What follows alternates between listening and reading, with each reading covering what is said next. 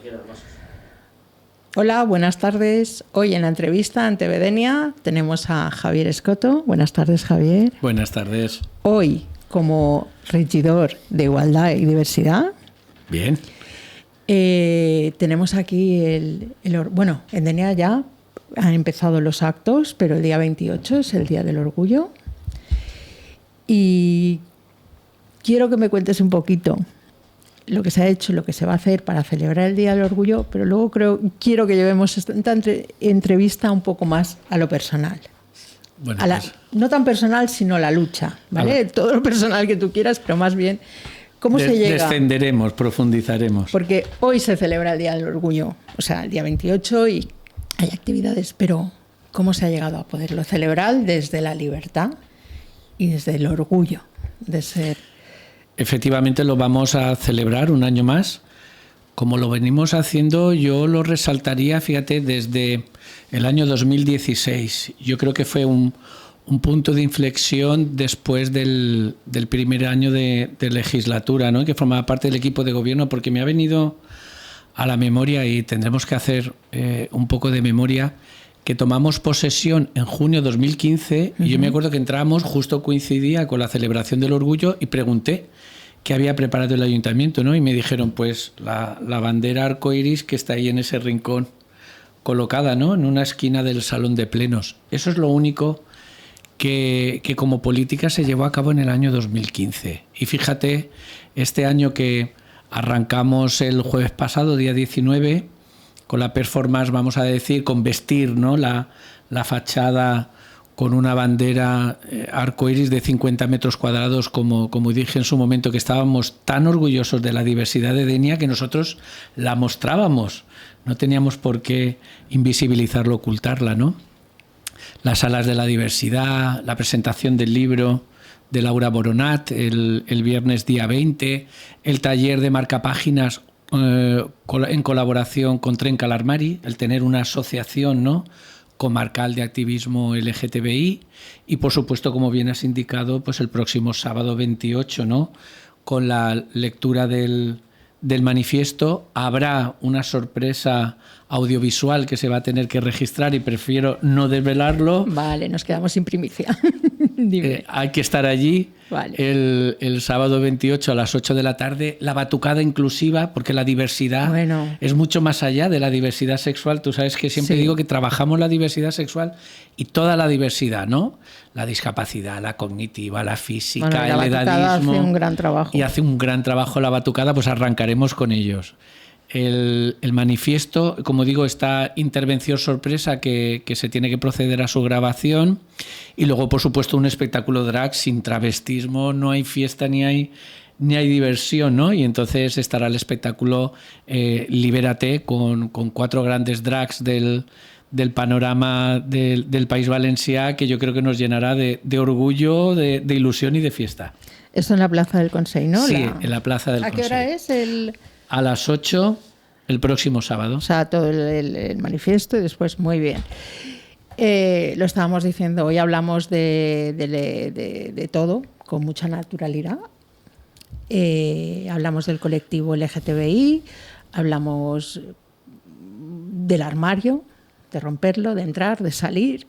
Yo pienso que eso, bueno, no sé tú, pero cada uno debe hacer lo que quiera, entrar, salir, quedarse dentro, lo que quiera, lo que cada uno. Sigo sin entender por qué alguien tiene que clasificarse como homosexual,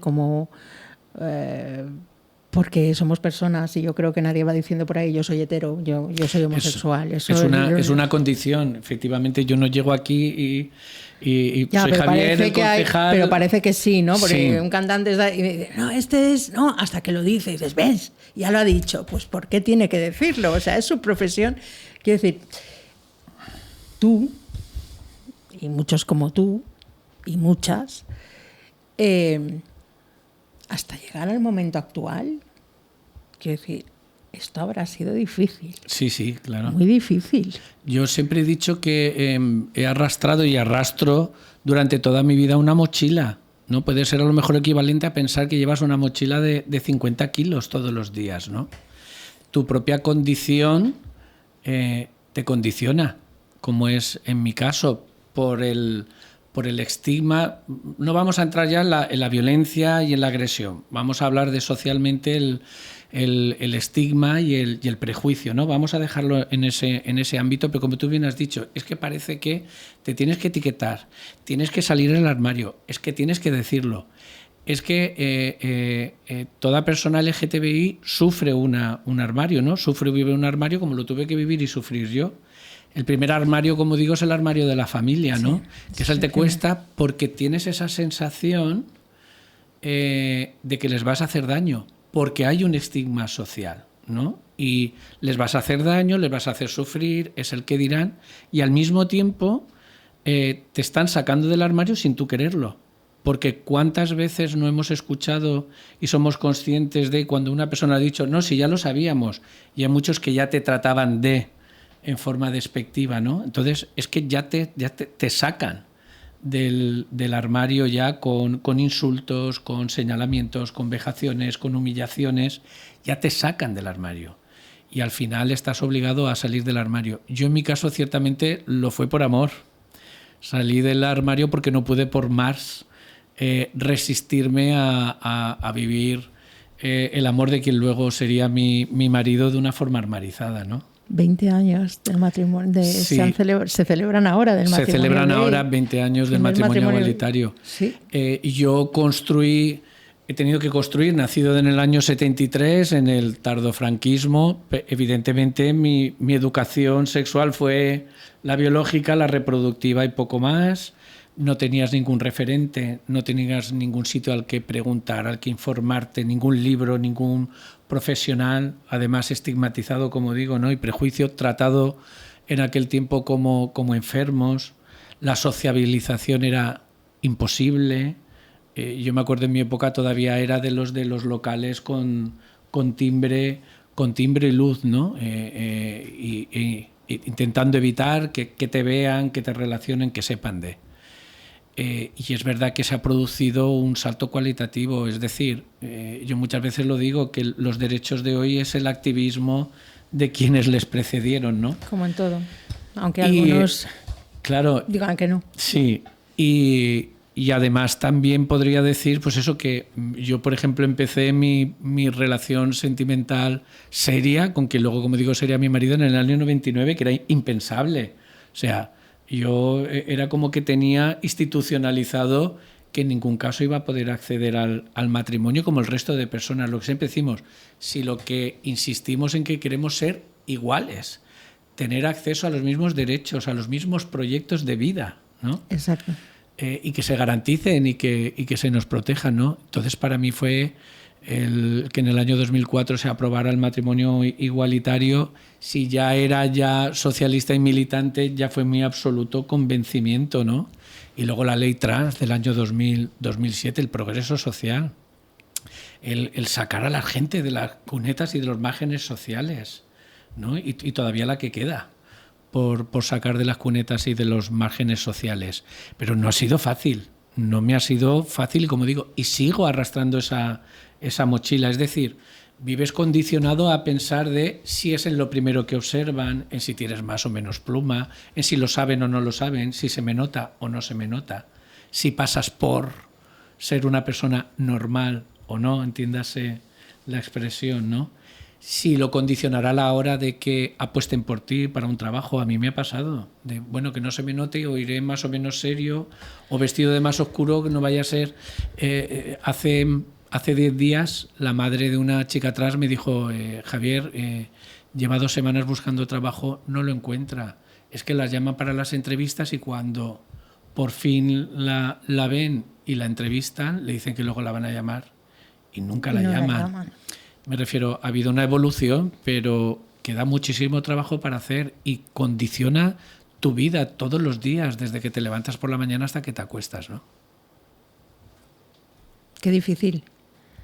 O sea, qué difícil, quiero decir, sigue condicionando. Sí, a mí me sigue condicionando. Por lo vivido, pero hoy en día, ¿cómo ves la sociedad? Quiero decir, porque yo la veía avanzar, la veía que íbamos muy bien y de repente veo algo extraño. le puedo poner nombre, ¿vale? Pero veo algo extraño, no sé si por política, no sé si por comentario, no sé si por no sé, pero veo algo extraño. ¿Tú también? Quiero decir, ¿tú lo estás notando? Sí, y creo que podemos determinar una causa, me refiero, es como una reacción alérgica. Sí. Es decir, precisamente cuando ya pensábamos en diversidad y en igualdad. Sí, en las dos cosas. Que ves de repente ese progreso, íbamos, ¿no? Que ha llegado, poco a poco, pero íbamos. Y de repente notas que sí, que la ola se ha producido, la ola de progreso, es cuando hay de repente una... Bueno, yo creo que lo podemos decir. Llega Vox con sus titulares, con sus titulares. Llámese Vox o me da igual cualquier otro nombre. Pero al final eso cala en la sociedad y se empiezan a levantar ahí unos brotes, unos muros que parece que dices. Cuando alcanzas el estatus de la. Yo siempre he pensado que el progreso de unos cuantos se debe a precisamente a aprovecharse o tener privilegios de los derechos de los demás. En el momento que los equiparas y que dices yo también quiero mis derechos y lo pierden como privilegio, se produce esa reacción alérgica o reactiva. Llámese Vox o llámese como sea. Sí, esos discursos de la extrema derecha vuelven a detrás. Claro, en el que de repente hemos pasado de ser personas que nos señalaban por la condición a que ahora nos señalan como culpables, es decir, de que la situación y de todos los males de la sociedad es debido a ese progreso. Pero es un discurso muy bueno, entiéndase, es muy válido, es lo que decíamos, la culpa de que tú seas pobre es de otros pobres, no es desde arriba del que te explota. Es el que la culpa, claro, la culpa de que ahora los hombres estén mal vistos es por culpa del feminismo, porque atenta contra la masculinidad, no contra los agresores, que yo le digo, pero si nosotros hablamos de agresores, no vamos contra los hombres, ¿no? Y la culpa de que ahora las mujeres trans puedan acceder al cambio registral de una forma tan fácil y tan sencilla, pues es lo que lleva como culpa el de que en el deporte ahora no lo puedan realizar, en el de que haya un abuso de ley con el registro de otras personas que dicen sentirse mujer que no lo son. Entonces ahora estamos en esa fase de culpabilizarnos de los problemas de la sociedad, con lo cual, como bien dices, ya tenemos que hablar de una retrocesión, de una involución. Exactamente, y eso veo es muy un grave. poco involución y no sé si tú, si tu entorno, si la gente que conoces ha notado o habéis notado ese... Es que de verdad me parece muy triste. Me parece muy triste que cuando vamos avanzando, vamos normalizando, aunque todo sea normal, ¿vale? Pero utilicemos la palabra para normalizar, para vivir en compañía y, como decía, cada uno a la suya, cada uno tal cual, cada uno como sea, con su sexualidad, con su forma de ser, porque al final la sexualidad es algo más de la persona, quiero decir, tenemos más conflictos y más cosas, ¿no? Antes pues tenían una ideología, ahora volvemos a ser rojos y comunistas. Quiero decir, de repente me da esa sensación y de verdad que me da mucha rabia. Sobre todo cuando a una feminista la llaman feminazi como para decir lo malo que es el feminismo. Para insultar. Correcto. Exacto. Pues que se vuelva atrás en cosas como la homosexualidad, el respeto, la tolerancia. Me parece muy, muy fuerte, muy duro y de verdad me da mucha tristeza. Porque, por una parte, porque se escapa de su control. Ese control que tenían, el control sobre la mujer, sobre el género y la desigualdad, el control sobre la diversidad, perdieron ese control, lo quieren otra vez volver a tener, volviendo de nuevo a modelos restrictivos sociales, que es la única forma de poder ejercer ese control. Pero es verdad pero claro, partimos de la premisa de tu concepto y mi concepto de libertad, ¿no? Que me dices, Masur, me da rabia de que estuviéramos en esa fase de libertad, bueno, con tu concepto de libertad, no con su concepto de libertad. Ya. Que su concepto de libertad es, yo quiero decirte en qué puedes trabajar, con quién puedes dormir o con no quieres dormir. Luego hablan de adoctrinamiento, pero es que ellos lo que hacen es adoctrinamiento. Adoctrinamiento que va en combinación, no lo olvidemos también, de la Iglesia. Pero esto no es nuevo, esto es de hace 50 años. Sí. Los modelos restrictivos y adoctrinamiento en el que sumaba Estado e Iglesia sobre unos modelos restrictivos de sociedad. Esa es su libertad, la libertad de decirte cómo te tienes que comportar, su libertad. Nosotros queremos, es que hay que dar educación para la ciudadanía, hay que dar educación sexual, porque hay una pornificación absoluta. Los padres no están formados, las madres tampoco, padres y madres no están informados. Yo no estaba educado, me he tenido que volver a educar en educación sexual. No me habían educado en sexualidad. ¿Qué ha pasado ahora con el ejemplo de la reforma de la ley trans? Que ya no es obligatorio la educación sexual en diversidad en las aulas. Bueno, pero entonces, ¿quién lo va a explicar? ¿Y se va a explicar qué?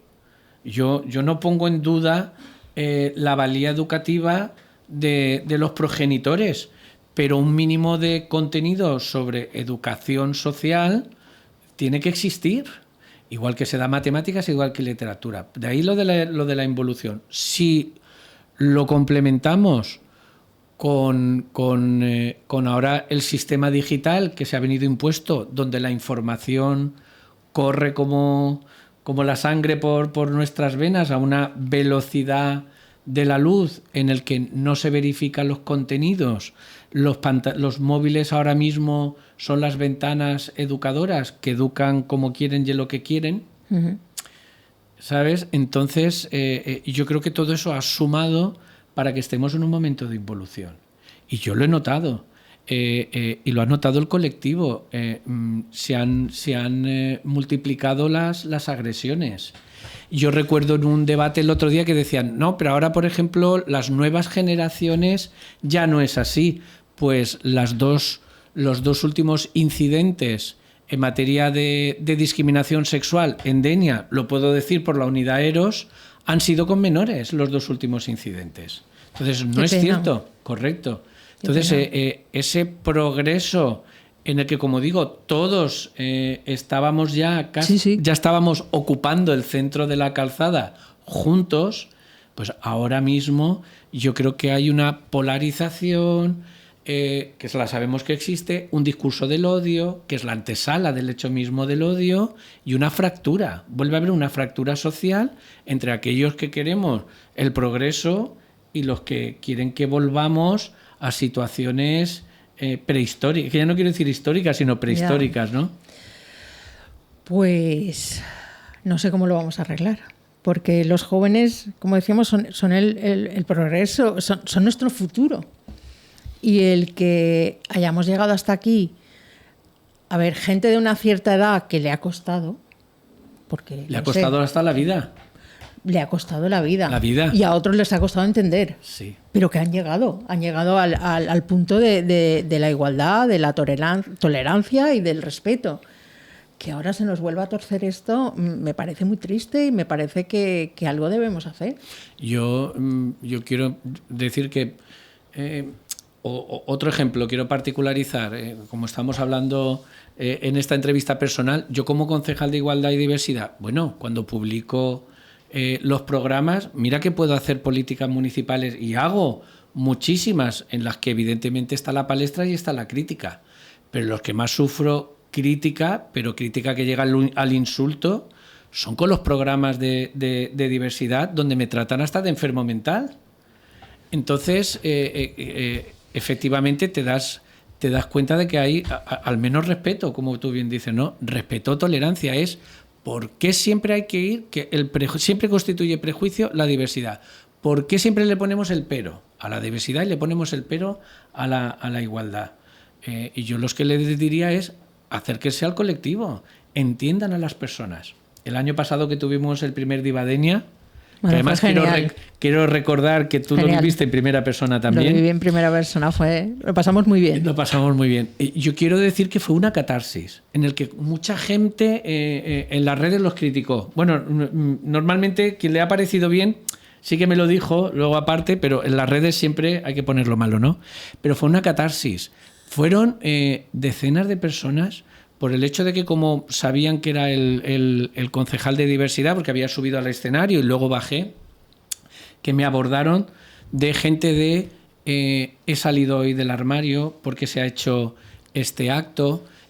Una madre y un hijo, me acuerdo yo, podría decir sus nombres, pero no lo voy a hacer, me refiero, es que estoy dando testimonios fieles de lo que ocurrió, ¿no? en el Divadenia, decirme, Javier, nunca me había atrevido, es la primera vez que salgo a un acto y mi madre ha decidido acompañarme porque ella dice que se siente orgulloso de su hijo y que quería también estar. Qué bonito. Hoy aquí. Bueno, me entraron ganas de llorar. Hombre, me acaban de entrar a mí. O sea, me imagino ese momento, llorar. Además de... Dos chicas, también dos chicas lesbianas. Ay, Javier, normalmente nos tenemos que ir a Valencia o a Madrid para poder consumir cultura LGTBI. Ya era hora de que lo tuviéramos en Denia, de que entre Valencia y Alicante también, ¿no?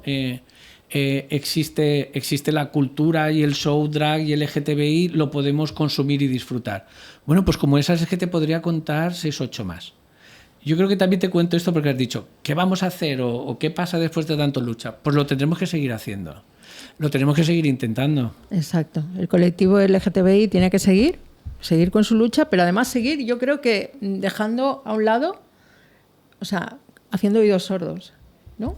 Ya sí. Sé que se necesita fuerza, se necesita ganas, se necesita para echárselo o atrás o a un lado, más a un lado, porque si te lo echas encima pesa, sí. Más a un lado, pero seguir. Y las críticas, hablábamos antes de empezar, que las redes son las redes, pero después está la calle y están las personas, y ese día éramos muchísimos, y por la noche más, que yo ya no me pude quedar tanto, más, o sea, la foto era, qué familias. Gusto, qué gusto. Mira, recuerdo lo que son las, vamos a decir, cómo son las miradas, ¿no? La mirada limpia, la mirada sucia o con prejuicio. Vale. Se hizo un reportaje, sí, se recogió el audiovisual de lo que hicimos previamente el 28 de junio, como vamos a hacer ahora próximamente, ¿no? Cuando haremos el próximo sábado con el show drag. Entre el público habían familias LGTBI. Cuando digo familias LGTBI, bueno, habían familias heterosexuales, pero en concreto también había familias LGTBI de hombres con sus hijos. Y justo una de las imágenes los grabaron, en el que tampoco puedes percibir o advertir si los padres eran dos hombres o no. Me refiero, se veían niños. Y yo recuerdo que vi un comentario de Facebook de ¡ay, mirarle la cara al padre, qué cara de horror por lo que están viendo sus hijos!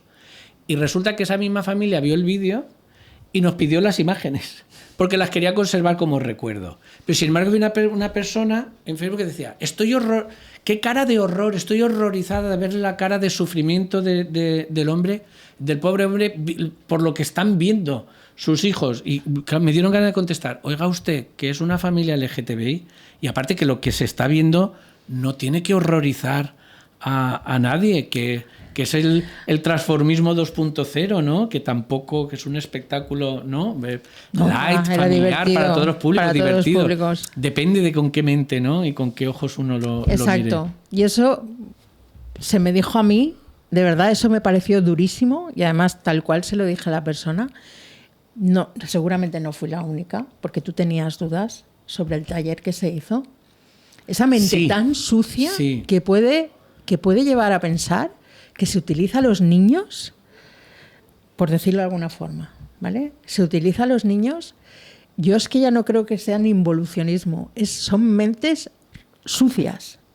Cuando se llega a pensar eso, cuando en todos los lados se hacen talleres para niños y no pasa nada, da igual de la ideología, de lo que sea, me pareció muy, muy, muy sucio. Hagamos didáctica para que se vea que esto ni es ideología ni es adoctrinamiento. La carpa de taller infantil se quedó pequeña. La vamos a tener que hacer este año más grande en el Divadenia porque se quedó pequeña. Los padres, madres, los niños y niñas encantados. Pero si los niños porque disfrutan con cualquier cosa. no tienen ese prejuicio, ese chip del prejuicio instalado, ¿no? Y lo disfrutaron el taller infantil muchísimo.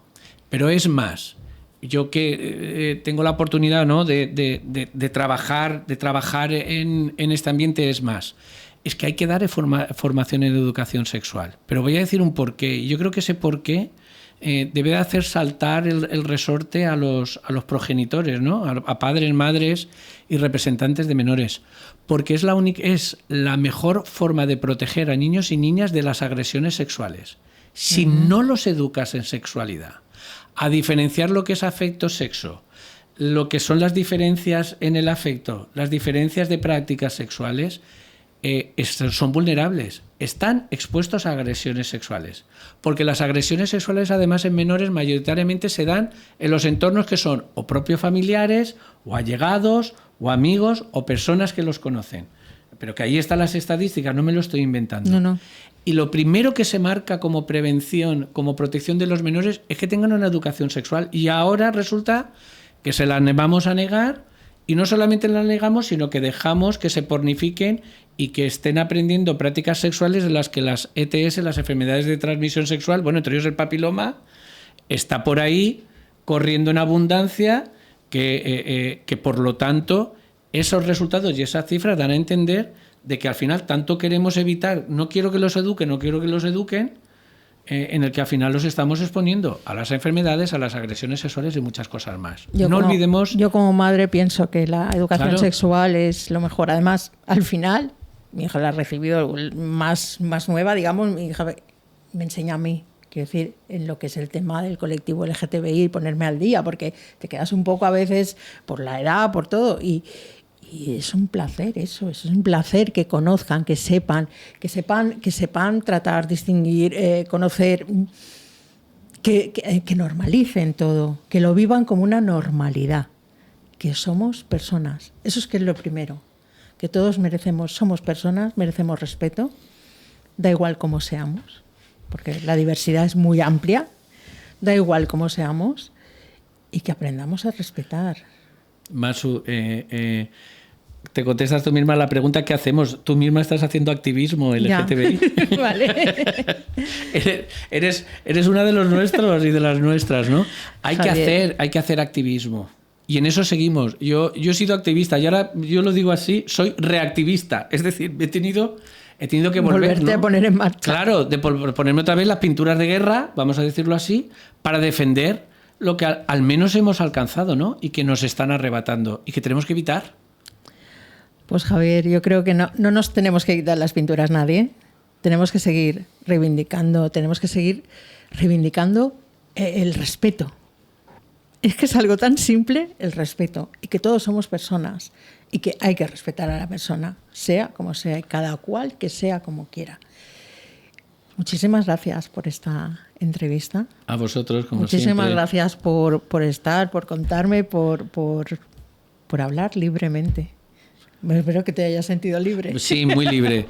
Además, fíjate, nosotros no hablamos de odio, hoy hemos hablado de amor y de afecto, si te das cuenta, ¿no? Pues sí. Y entonces, qué bonito, sigamos hablando de ello. Muchísimos años más de matrimonio igualitario, que nadie venga a romperlo, aunque se intentó, pero que nadie venga a romperlo y que nadie nos rompa este proceso, que íbamos por muy buen camino, que sigamos otra vez por ese camino y que seáis libres y que seáis felices y que podamos disfrutar del orgullo todos y de vivir tranquilamente. Perfecto. Pues nada, Javier, muchísimas gracias. A vosotros. A disfrutar del orgullo. Y aquí nos despedimos el día 28 en Denia.